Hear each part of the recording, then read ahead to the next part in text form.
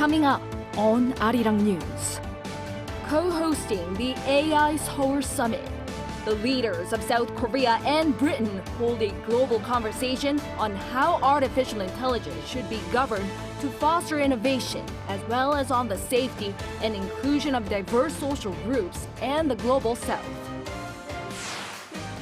The OECD praises South Korea's extended efforts to help developing countries through its aid policy, saying the country is assuming more global responsibility. President Yoon vetoes a special bill on whether the government meddled in the military's investigation into a Marine's death during a search and rescue operation last year. The presidential office cites the main opposition Democratic Party railroading the bill.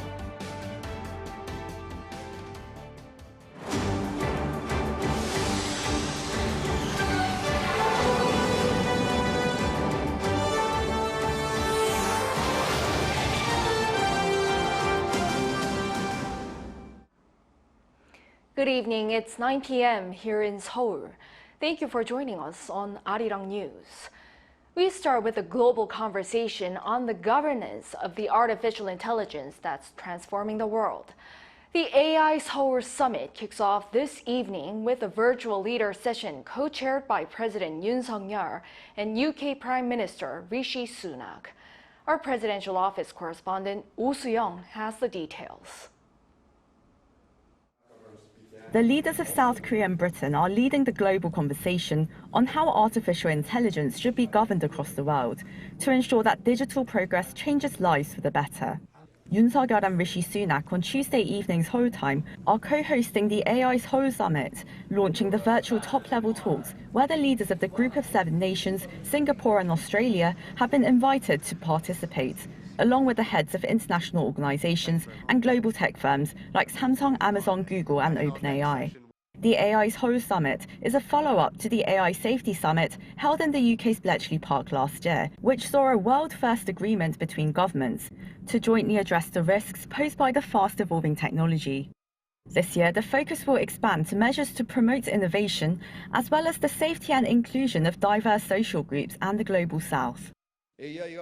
Participants will hold a balanced discussion on not only the risks posed by AI, but also its positive aspects and how AI can contribute to humanity.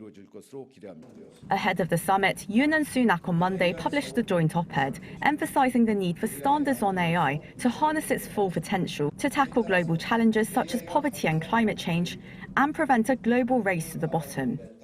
President Yoon, beginning with his New York initiative in 2022, has actively promoted global efforts to form standards on advancing digital innovation for the benefit of humanity, while expanding access and rights to gain from technology. Korea is a powerhouse for AI memory chips, but the UK is third in the world in AI, so we have really advanced AI capabilities. So we have really complementing strengths there. But what's most important is that the UK and Korea are like-minded partners with shared values. So it's really important for us to work together to ensure that technologies are developed, governed and deployed in ways that uphold democratic values and protect human rights. Because it's only when we get that right can we really harness safely the potential of these technologies, which can help us solve global challenges like climate change. But we have to get. A South Korean presidential official said, while China hasn't been invited to the Leaders' Summit, it has agreed to participate in a ministerial meeting, noting that Beijing did not take part in the more sensitive discussions last year. The official said while many countries agree on the need for AI norms, there are some differences in their approaches given their different forms of governance. These contrasts will likely be discussed in detail during the summit. The Leaders' Summit will be followed by an in-person ministerial conference on Wednesday, alongside the AI Global Forum in Seoul, to expand the conversation to wider sectors of society. Oh Dong-woon, Arirang News. Now, following the AI Seoul Summit taking place, we delve deeper into the use of it. What are its benefits and, on the other hand, drawbacks? Our An Sung-jin takes a closer look. Artificial intelligence has been around for a while. Some believe that the use of AI can help them save time and allow them to focus on more important things. The tasks you enjoy doing, do those. The tasks you don't enjoy doing, find a way to get AI to help you. I think AI will be used even more in the future. It can help with things like research, tasks that are a bit tedious. According to Microsoft's latest report, 3 out of 4 people use AI in their work. In Korea, it's nearly 73%. AI is no longer seen as a technological disruption, but rather a force of transformation. One expert says that our use of AI, as well as the problems that derive from it, are inevitable. One is social innovation, and the other is an increase in productivity. That's why we use AI. It's good at things that humans were previously unable to do. However, as AI becomes more sophisticated and widespread, danger follows, such as deepfakes, loss of jobs, and privacy violation issues. The same expert added that as the use of AI accelerates, social consensus is needed to regulate it. There is a need for an international organization that can control the use of it, which establishes a social consensus between profit and privacy control for AI. Another expert agrees and also cautions how it's not merely about creating regulations. The easy answer is we write the law or the regulation to target the appropriate part of AI. But I think the better answer, the more complex, the key is making sure that the regulation is appropriately scoped. Our use of AI is only going to increase as it becomes woven into the fabric of our lives. But guidance and regulations are needed for its proper integration into our daily lives. Han Sung-jin, Arirang News. Shifting gears, Seoul and Washington have begun a second round of negotiations on sharing the cost of stationing American troops in Korea. The two sides will discuss the issue for 3 days until Thursday here in Seoul. Our Bae Eun-ji has the details. A bus carrying South Korean delegates pulls up at a building in central Seoul on Tuesday morning. U.S. officials were also seen entering. They're there for 3 days of defense cost-sharing talks, led by South Korea's chief negotiator from the Foreign Ministry, Lee Tae-woo, and his American counterpart, Linda Specht, from the U.S. State Department. The meeting will be focused on how much South Korea will shoulder to maintain the more than 28,000 U.S. Forces Korea service members, starting in 2026. The two sides held their first round of talks in Hawaii last month, earlier than expected in an apparent move to avoid any possible fallout from the re-election of former U.S. President Donald Trump in November. Trump recently questioned the need for U.S. troops to defend a, quote, wealthy country like Korea, suggesting Washington could withdraw its troops if Seoul does not pay more to support them. The current deal signed in 2021 is set to expire at the end of 2025. South Korea agreed to raise the funding by 13.9%. and pay around 1.18 trillion Korean won, or about $1 billion US. Since 1991, South Korea and the U.S. have signed agreements on this issue 11 times, with negotiations taking between 6 months and a year and a half. There will likely be several more rounds of talks before the two countries are able to reach an agreement. Bae Eun-ji, Arirang News. South Korea has received an overall positive assessment from OECD members for the country's extended efforts to help developing countries through its aid policy. Our Choi Min-jung explains. South Korea is well on its way to increasing its influence and presence in the international community.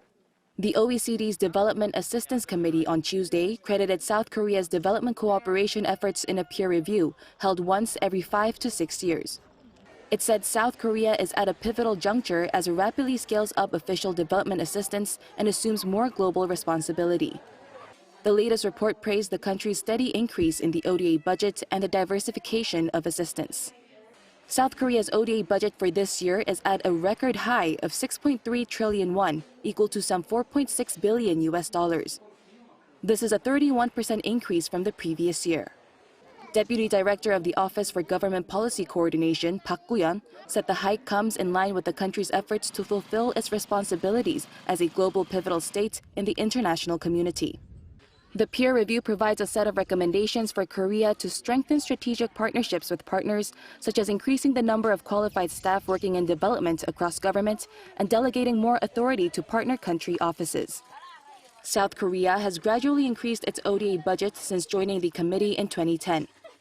The country ranked 14th among 31 member countries in terms of ODA size in 2023. Choi Min-dang, Arirang News. The International Criminal Court is seeking arrest warrants for the leaders of Israel and Hamas on war crime charges. Both sides are strongly protesting. Our Yoon has more. With thousands of civilians dead from the war in Gaza between Israel and Hamas, the International Criminal Court is now seeking arrest warrants for Israeli Prime Minister Benjamin Netanyahu and Hamas's leader in Gaza, Yahya Sinwar.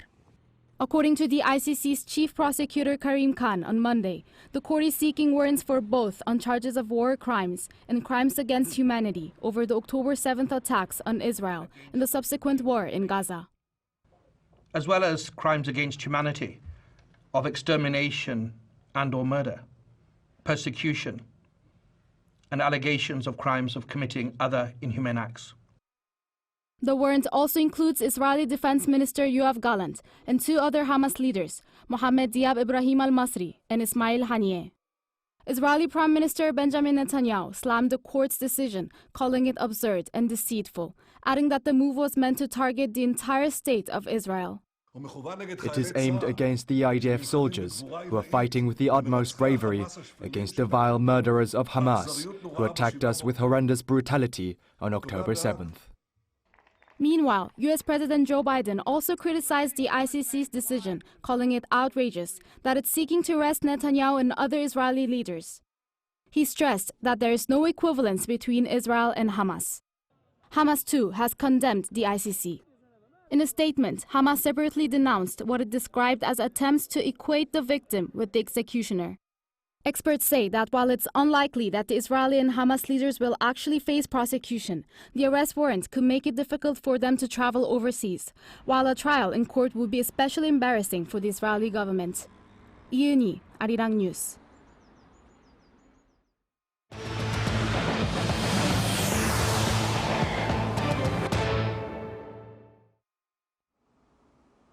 On the local front, following a Marine's death during a search and rescue operation last year, the opposition parties have claimed the government pressured the military's investigation to alter a list of charges to be drawn up and recently passed a special investigation bill. And President Yoon vetoed the bill. Our Kim Do-yeon reports. As anticipated, President Yoon on Tuesday vetoed a special investigation bill to look into whether the government interfered with the military's investigation into a young Marine's death last year. Among several reasons the presidential office gave was that the main opposition Democratic Party of Korea railroaded the bill. The special prosecutor bill, railroaded by the opposition party, destroys the precious constitutional tradition that both the ruling and opposition parties have upheld for decades. Furthermore, under the principle of the separation of powers, the president's appointment authority for the special prosecutor must come with a guarantee that's substantial. In passing the bill, the DP insisted that the key issue at stake was finding out whether the government, especially someone at the presidential office, pressured the preliminary investigation by the military so that the commander of the fallen Marines division be left off the list of suspects being transferred to the police. Amid a partisan backlash, President Yoon had already hinted at vetoing the bill, saying there were ongoing investigations by the police and the Corruption Investigations Office, and if those results did not satisfy the public, he would then call for a special probe himself.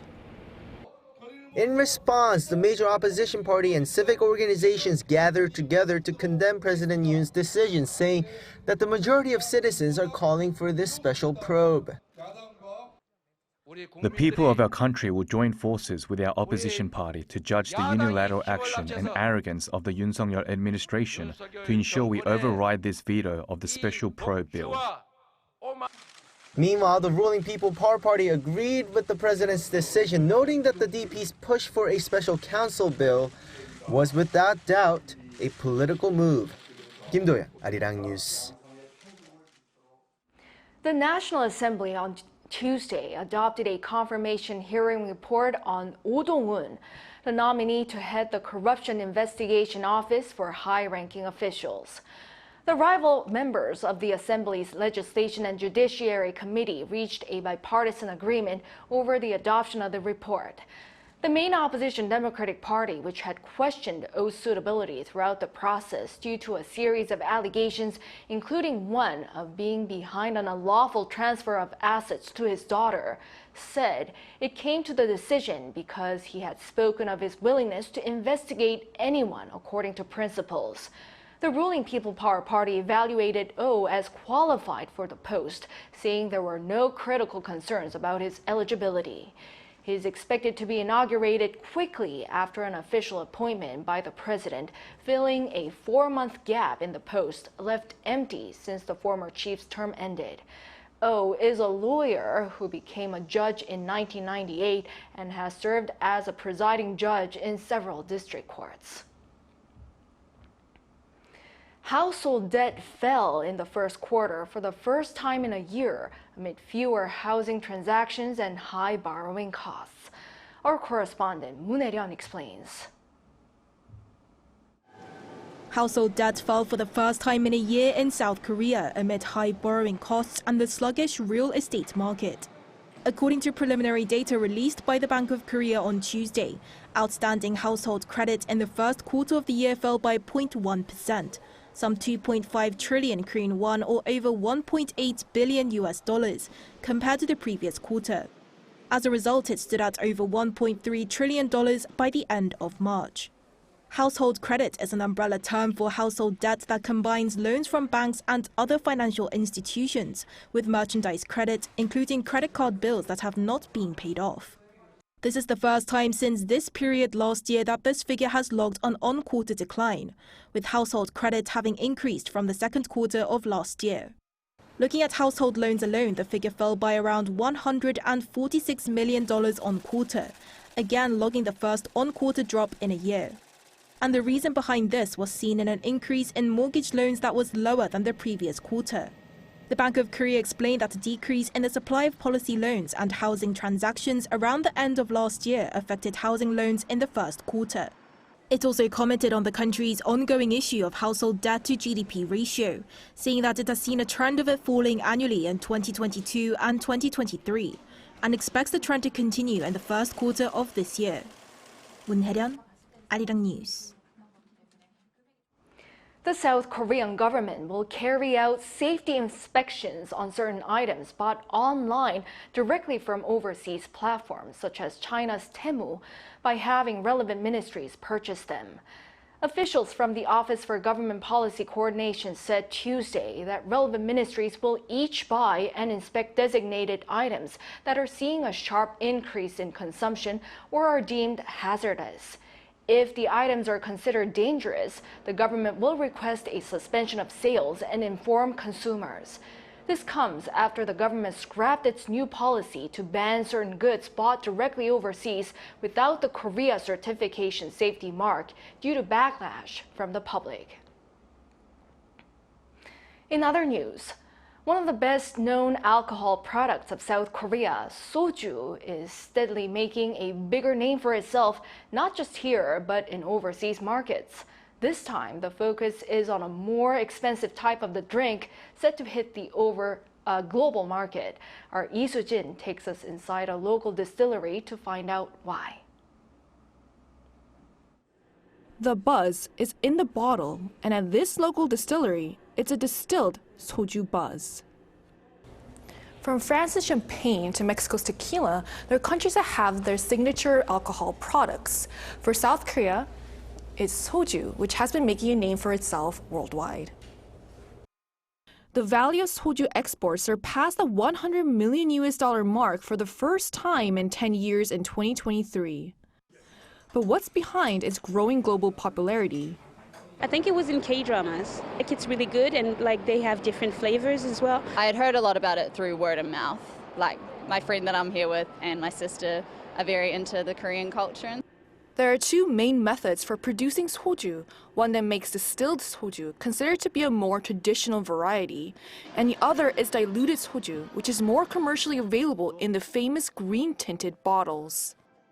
But local companies believe that it's a lesser-known distilled soju that will drive exports in the future because of its higher quality. We're currently exporting to 25 different countries and planning to focus on expanding these because we believe that demand for premium distilled alcohol will continue growing. One of the reasons causing the difference in quality is the type of raw ingredients that are used. Diluted soju is often made from imported tapioca, which is cheaper than distilled soju's locally produced rice that's steamed under pressure before undergoing 2 rounds of fermentation. And once the fermentation processes are completed, the distillation process is carried out, just once for distilled soju. On the other hand, diluted soju is made from a concentrate that has been distilled several times to increase the alcohol content. While higher alcohol content means that more soju can be produced from the concentrate, the numerous distillations cause it to lose its natural flavor, making the addition of artificial sweeteners necessary, unlike distilled soju. And here, the quality is further enhanced by preserving the soju in traditional earthenwares for 3 months to maximize the flavor. With local distilleries like this targeting consumer behavior that's shifting to rank quality above price, distilled soju and its traditional processing methods are expected to gain more recognition worldwide.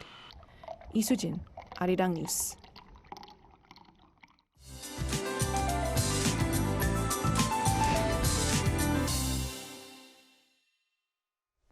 There was summer-like heat in western regions today, including Seoul. However, the situation was a little different in eastern parts of the country due to easterly winds flowing in. In Gangneung and Pohang, it was below 20 degrees. Tomorrow will be a bit different. As the wind direction changes, high temperatures are expected in eastern regions. In the middle of the day, summer-like heat is expected with Daegu and Gangneung at 29 degrees Celsius. Dry weather advisories have been in place in mountainous areas of Jeju Island for 5 days. As the atmosphere is still dry, please take extra precautions against wildfires. Tomorrow, Seoul and Gwangju will start off at 16 degrees. It will move up to 24 in Busan, Jeju 23 degrees. It will be mostly sunny for the rest of the week, and there is more rain forecast nationwide between Sunday and Monday. That's all for Korea. Here are the weather conditions around the world.